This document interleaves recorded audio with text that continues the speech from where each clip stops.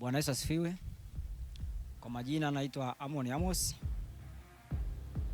Ni mshirika wa kanisa la Lango la Ahadi. Tulikuwa na mfungo wa siku 21. Ndani ya siku 21 hizo, wakati tunaendelea na mfungo, mtumishi Nabii Devota alinitabiria ndani ya siku 7 nitapata kazi.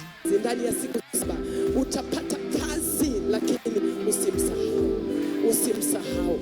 Ipo kazi iko kule naiona. Roho Mtakatifu ameachilia kwako. Ananiambia, amesema kwamba anakubariki kuanzia sasa.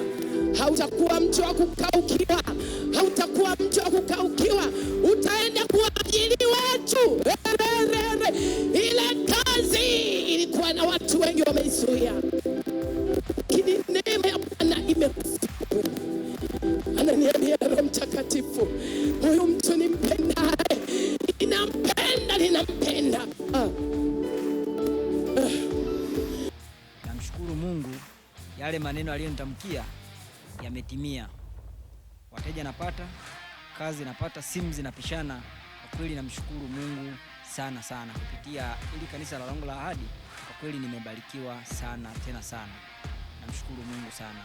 Amin.